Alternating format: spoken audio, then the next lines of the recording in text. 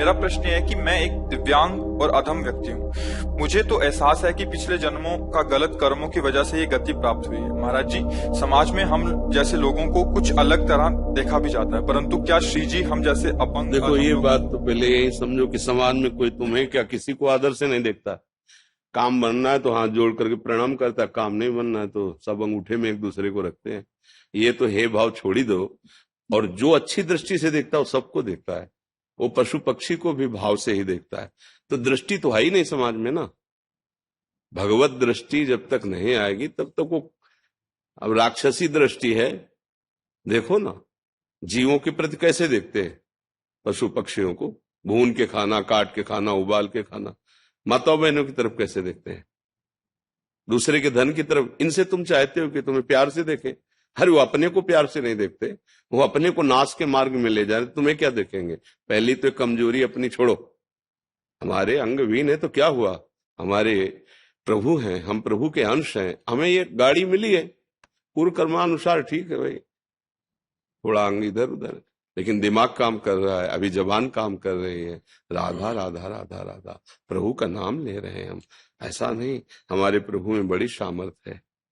ये थोड़ी कि शरीर सर्वांग है, सुंदर है तो तुम जगत बंधनी हो गए।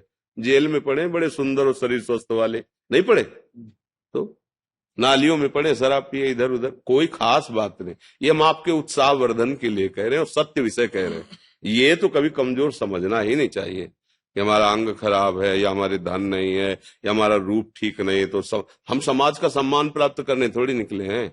मानव देह का उद्देश्य अपने कर्तव्य को कर्म करते हुए भगवान समर्पित करके भगवान की प्राप्ति करना। और जा पर कृपा राम की होई, ता पर कृपा करे सब कोई। अब तो और दैन्य भाव से भजन होगा कि प्रभु मैं तो किसी काम का नहीं, मुझे स्वीकार कर लो ना। पर ये शब्द जो है, जो आप कह रहे हो कि समाज हमें सम्मान, समाज भैया समाज को समझो।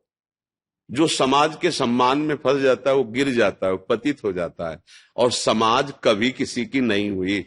बहुत कृपा है आपके ऊपर कि कम से कम शरीर से आपकी आसक्ति नहीं होगी कि यार बेकार जाएगा। और जिनको रूप सुंदर मिला, स्वस्थता मिली, वो इसमें आसक्त होकर पापाचरण करते, दुर्गति प्राप्त करते हैं। तुम बिल्कुल निराश मत हो, बहुत प्यार, तुम्हारा जीवन बहुत अच्छा है। बस राधा राधा राधा राधा, जो बने जैसे बने। और भगवान हर जीव का पोषण करते हैं। पूरी सृष्टि में भगवान सबकी सब व्यवस्था कर रहे हैं। कोई ऐसा नहीं है जो अव्यवस्थित है। अपने दिमाग से हम अव्यवस्थित हैं, जहां हमारी सोच है वहां हम अव्यवस्थित है। भगवान की तरफ से देखो, फ्री ऑक्सीजन, पृथ्वी में फ्री रहो, जल, जो आकाश, जो भगवान की व्यवस्था देखो, सब फ्री एकदम। प्रकाश, ये 2-4-6 घंटे जलाओ लाइट तो उसका बिल आता है। भगवान सूर्य सुबह से प्रकट हुए, शाम तक प्रकाश, घर कोठरी सब अंधेरा नष्ट, रात्रि में चंद्र भगवान शीतलता, सब तो भगवान की तरफ से तो हमें सब फ्री कृपा मिली।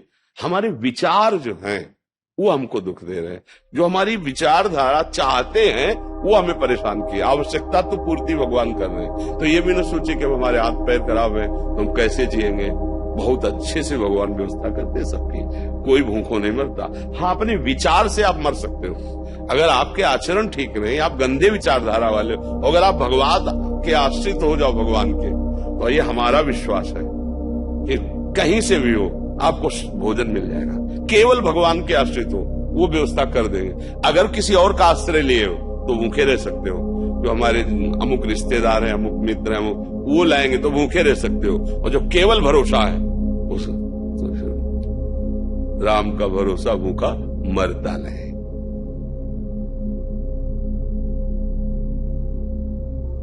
All doubts are dispelled,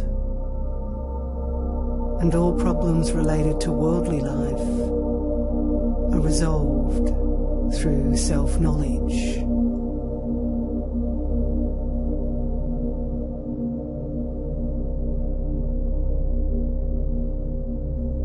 Whatever is seen is an illusion created by the eyes.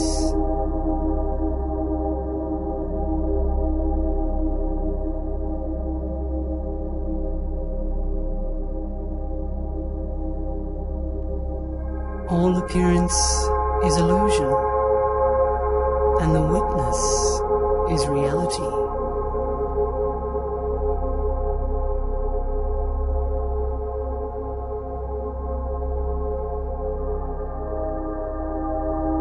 one who takes refuge in the seen perishes,